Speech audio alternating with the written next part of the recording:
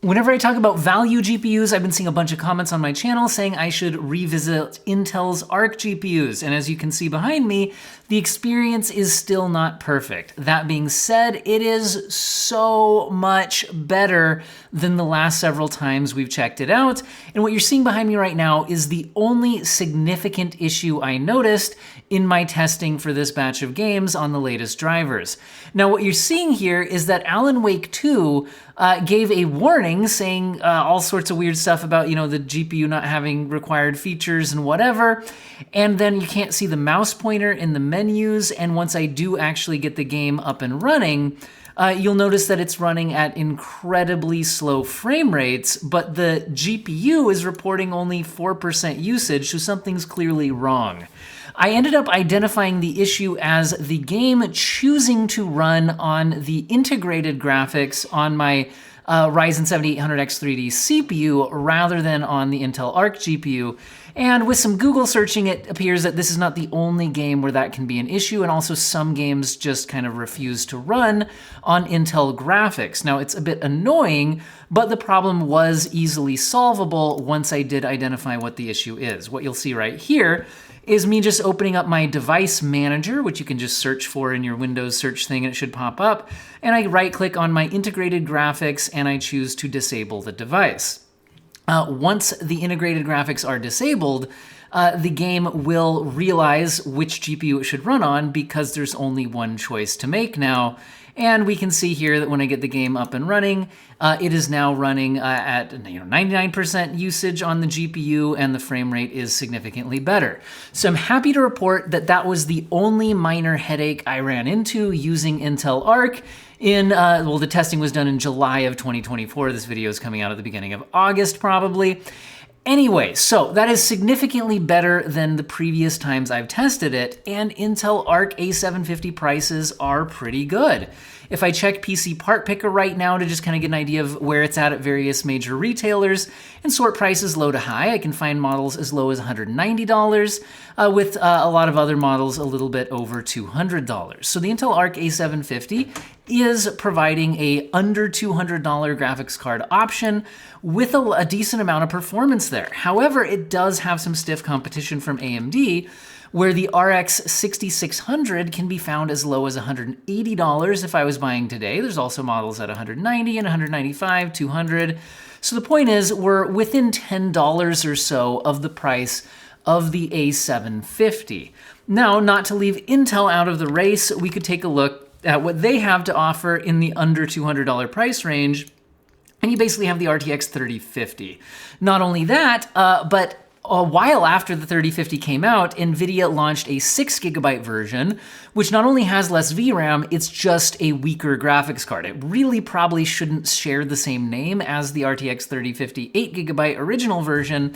So if you want to get the actual original 3050, which is the 8GB version, that comes in around $180. If I type in 8GB to kind of filter that out, you can see that these come in as low as $180, but then they go up to $200 plus from there. The 6GB version really only makes sense if you're looking for a graphics card that can run without an external power connector and can just run off of your PCIe power. So other than that, really it's the 8GB version you should look at, unless you want to buy something besides Nvidia, because what we're going to look at next is when we put those three graphics cards, the specific models I'm looking at are behind me on the table over there. We have the Intel's own version of the Intel Arc. They don't call it the Founders Edition, do they? But anyway, the actual Intel produced and branded version of the Arc A750.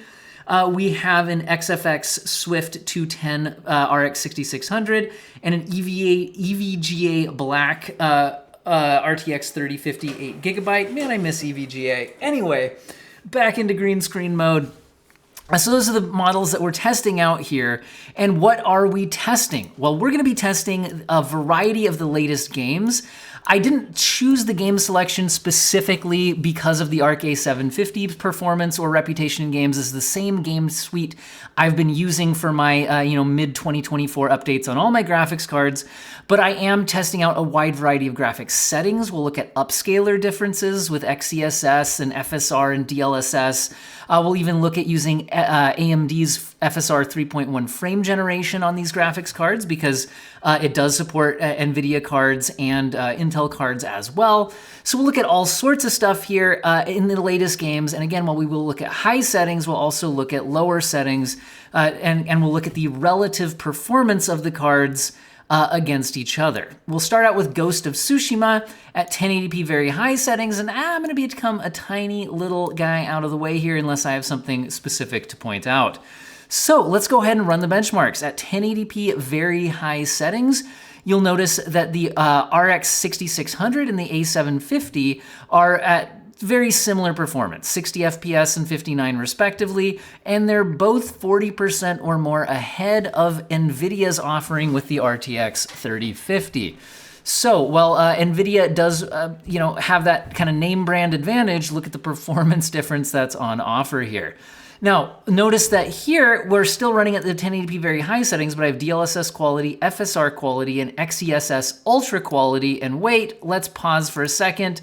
Why am I using XeSS ultra quality up against the quality settings for DLSS and FSR? I figure I should talk about that because not everybody follows this stuff as closely as I do. So, XeSS, FSR, and DLSS are all competing upscaler technologies. They do similar things with similar inputs to render the game at a lower internal resolution and then output it at your monitor's native resolution, thus improving performance, with some hit-to-image quality, and the hit-to-image quality is different depending on the different brand, upscaler that you're using here.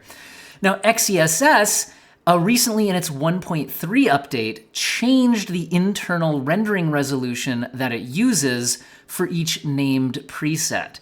It renamed what used to be called the quality preset, which used a 67% render scale, or in other words, you're running the game at 720p internally to output its 1080p image, used to be called quality, which is the same internal rendering resolution as DLSS quality and FSR quality, but Intel has renamed XeSS ultra quality using its 1.3 version and up as that 720p internal rendering resolution. So I've chosen to select, rather than keeping the names the same, I've chosen to keep the internal rendering resolution the same as the variable that I'm controlling for, and then we'll go ahead and see what kind of performance and image quality we get from that. Generally, image quality-wise, I would rather not upscale it to 1080p, but I understand on under $200 graphics cards, it might be something that you would end up doing, whether or not it's in this game. And I would give DLSS the image quality edge, followed by XeSS and then FSR. However, in this particular game, I actually think it's one of the better FSR implementations. This is one of the newer FSR 3.1 implementations, and like I said, it looks reasonably well. Now what we're looking at is using those same upscalers here, but FSR 3.1 frame generation on each graphics card to interpolate some frames, which doesn't increase responsiveness, but does increase motion fluidity. And notice that the RX 6600 is staying over 40% ahead of the 3050, but the Arc A750 falls back a bit when using upscaling and frame generation compared to its almost tying the 6600 without those features. Also, I tested out some other settings back to native resolution, no frame generation. At 1080p high settings, we're seeing the 3050 hitting 54 frames per second, but the 6600 hits 79 and the A750 is hitting 74. So if you want to play at native resolution, the 3050 still can't quite hit 60 FPS when dropping down to the high settings. And again, we are seeing the best results on the RX 6600. If we drop all the way down to low settings, the RTX 3050 is now at 71 FPS. However, the 6600 can stretch its legs to over 100 FPS, hitting 102 average, and the A750 is hitting 91 average. Hey, you can still hear my kids running upstairs at times in my new basement studio. So for old time's sake, you will still hear some footsteps upstairs. Cool. All right, and the 1% lows were an even bigger advantage for the RX 6600 there, but let's move on to Unreal Engine 5. So many games will use this engine, and the biggest showcase so far of all the features is Hellblade 2, and at 1080p high settings, none of the graphics cards are doing great. The 3050 is at 25 FPS, the 6600 is 28% ahead, but it's still only hitting 32 frames per second, and the A750 actually takes the lead here at 34 frames per second, giving a 36% advantage over the 3050. So what if you used upscaling? Do note that here I chose to use TSR, which is an Unreal Engine upscaler, instead of FSR because I think it works better, and I set it at the same internal rendering resolution as the other two technologies. Anyway, image quality-wise, I would still put it in the same order of DLSS looks better than XeSS, which in turn looks a little better, I think, here than TSR, although it's actually pretty close in this game. 6600 was ahead performance-wise, and you get very similar performance if you drop down to medium settings as you did when using upscaling on the high settings. At medium settings, we're hitting 47 FPS on the 6600, which gives it a 24% lead over the 3050, which is hitting 38 FPS. The A750 kind of splitting the difference at 42 frames per second, and the 1% lows are showing similar relative performance. And again, we could use upscaling, which we're seeing here, where you're using the medium settings as a baseline and then using that, 2/3 on each axis rendering resolution, using the various technologies. And here we can see the RX 6600 is the only one that can break 60 FPS, hitting 65 average. Whereas the 3050 is hitting 53, and the A750 is actually falling into the back of the pack now at 52. So basically tied with the 3050, but the 6600 with a noticeable lead. If we go down to 1080p low settings, but back to native resolution, the 6600 can almost hit 60 FPS at native 1080p, but it does fall short at 56. So none of these graphics cards will hold 60 FPS at 1080p native resolution in this game. The 3050 comes in at 46 FPS, and the A750 almost tied, but a little bit ahead at 48 frames per second. So kind of interesting that the A750 is more tied with the 3050 at these lower settings. And if we kick on DLSS, TSR, and XeSS at that same rendering resolution, we see the 6600 boosting all the way up to 80 frames per second, whereas the 3050 hits 66, which puts it 3% ahead of the A750 at 64. So again, interesting how at the different graphic settings and rendering resolutions, the scaling between the cards can change, especially with the A750. Let's move on to Horizon Forbidden West, where at 1080p very high settings, none of the GPUs are doing well, especially if you check the spiky frame time graphs and the 1% lows. So, and they're also all kind of compressed together, and that's because they're all having to wait on VRAM spilling over into system memory and having to wait to access that system memory, which means you probably shouldn't use the very high settings that go beyond 8 GB of VRAM. If we go down to medium settings, then we're staying within that VRAM buffer, and now the 6600 can stretch its legs to 35% faster than the RTX 3050 at 74 and 55 respectively. And the A750 is about matching the 3050 in the averages, but is a bit ahead in the 1% lows, although the 1% lows are pretty close on all of them at 32, 34, and 36 respectively. If we use upscaling off of 1080p medium as a baseline, here using DLSS quality, FSR quality, and XeSS ultra quality, we're seeing the 6600 now take a 48% lead over the A750, which is now in last place at 61 FPS. The 3050 kind of coming in the middle of the pack here, although not quite in the middle, definitely closer to the A750, at 16% ahead at 71 FPS average. And if we go down to low settings at 1080p, we see the 6600 hit 85 FPS average, whereas the A750 and 3050 are basically tied at slightly above 60 FPS, hitting 62 and 61 respectively, so the 3050 taking a 1 FPS lead, although its lead in the 1% lows are a bit higher by 15% at 54 versus 47, and the 6600 ahead at 76 FPS in the 1% lows. Let's move on to Cyberpunk 2077 and do some ray tracing testing. I used the Ultra preset and then just added in ray traced reflections since I knew none of these GPUs would be ray tracing powerhouses. I just put on one of the RT effects. But it was still too much for most of the graphics cards, although the A750 does take the lead in this test at 44 frames per second, giving it a 57% lead over the 6600, and 3050 coming in the middle of the pack at 36 FPS. If we use upscaling, which again I don't love to do at 1080p, but we could do here, the gaps shrink a lot between the cards, and you'll see the A750 hitting 61 FPS, the 3050 at 56, and the 6600 back at 50. Also notice the XeSS is at the quality setting here because this game has not been updated to the 1.3 version, which means the quality version is the 720p internal rendering resolution. If we turn off ray tracing and just use ultra settings, the A750 takes the lead here. It takes a 44% lead over the 3050 at 72 FPS versus 50, and the 6600 kind of splits the difference there at 60 frames per second average.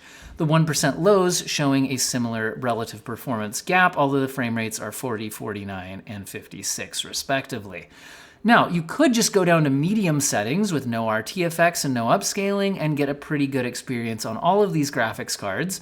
Although the A750 does still have the lead, it's less of a lead over the 6600 than we saw at the Ultra settings at 88 versus 84, and the 3050 is still coming in last place here at 70 frames per second.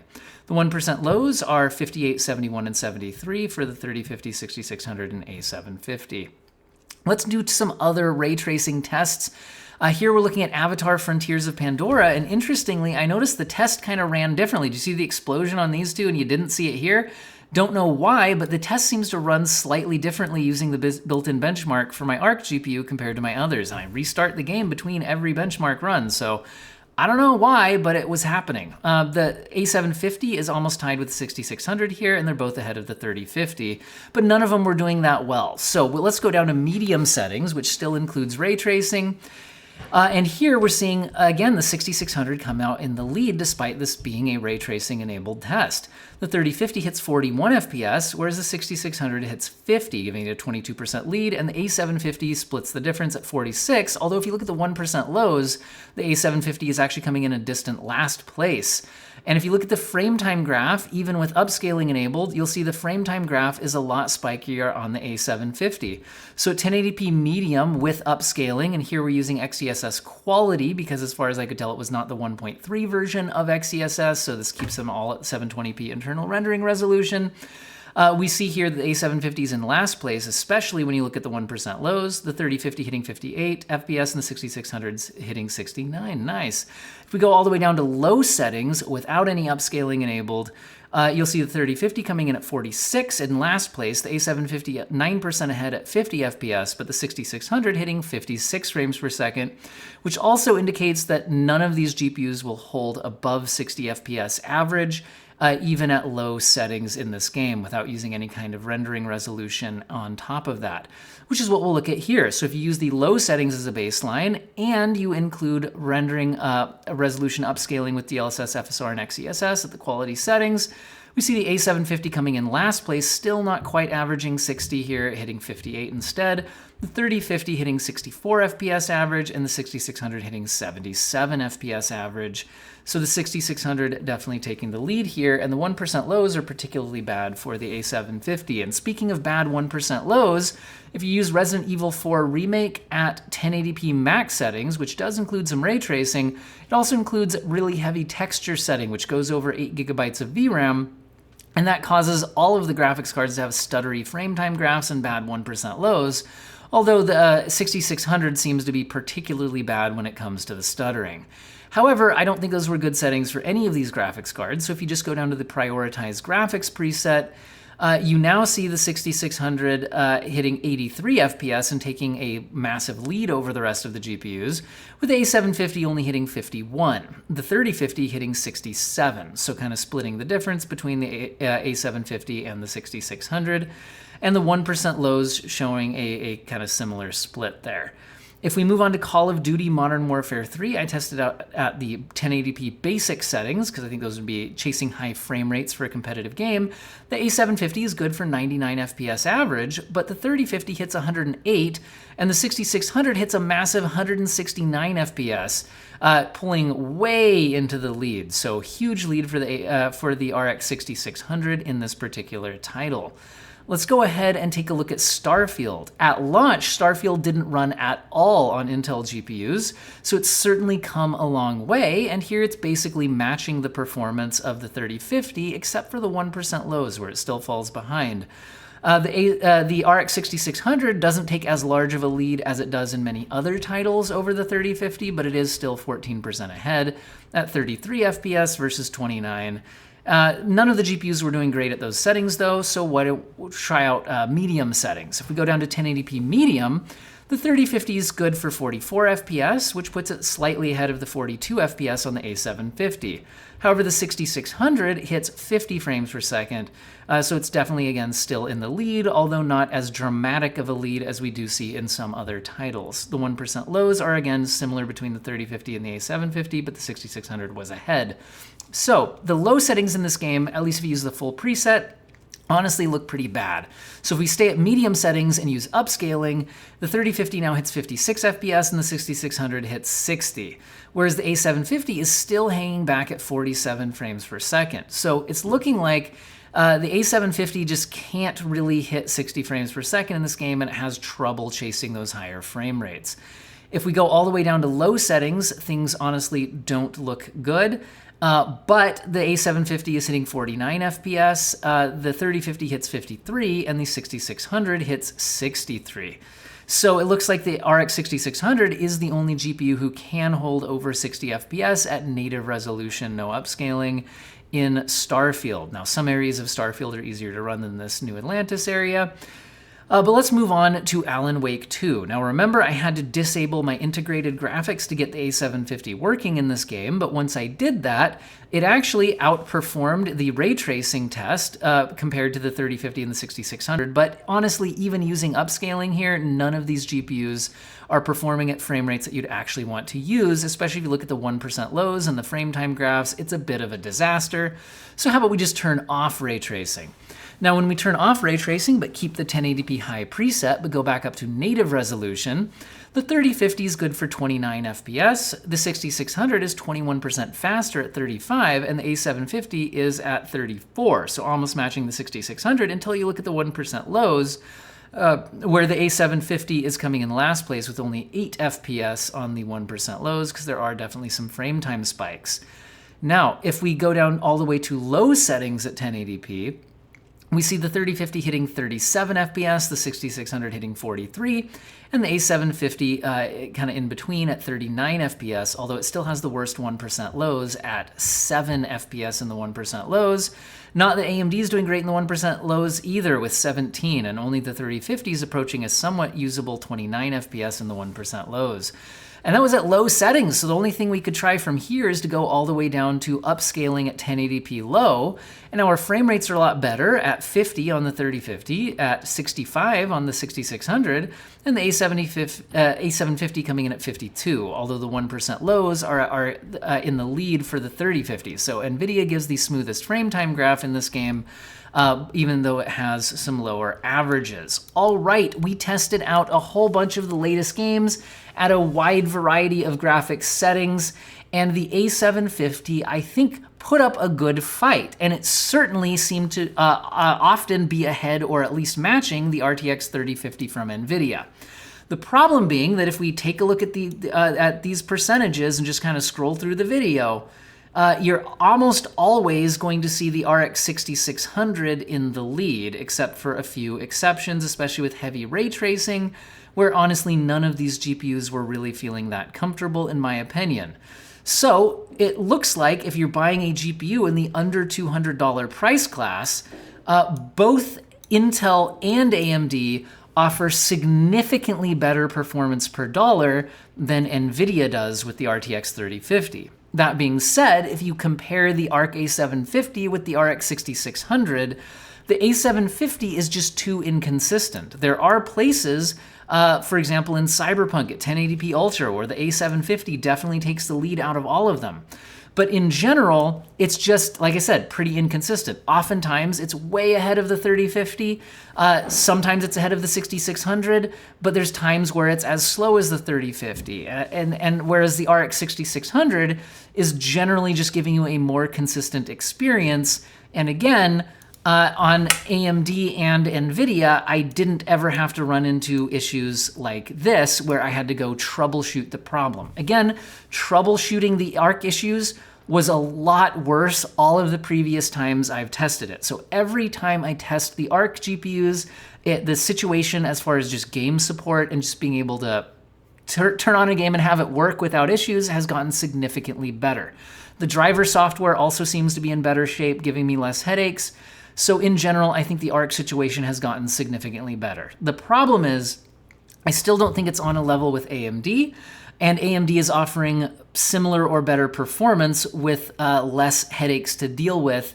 So with that being said, I think out of these choices, I would still choose the RX 6600 if I had to go under $200. And if you can go a little over $200, oftentimes the RX 6650 XT from AMD coming in at about $220 will jump in even further, about 20% performance from that RX 6600 that we were just looking at in this video, which again is still fairly close to that $200 price class. And I might do a head-to-head of the 6650 XT up against the 6600 if anybody's interested. I do have both of them tested in all of these same games, so it's certainly a comparison I could make. But let me know if you guys are actually interested in that one. I don't know. So hopefully you guys found this video useful and or interesting if you're searching for a graphics card in the under $200 market, where I do think I still have to give the recommendation to the RX 6600 as far as it just worked without headaches, and there you go. Now, I will mention that cards like the A750 are newer architectures that have things like AV1 encoding support. So there are certain reasons why you might still look for the Arc GPU, but if you're just straight up gaming, it's looking to me like the 6600 is going to be the better choice. And the 3050 from Nvidia is just too weak.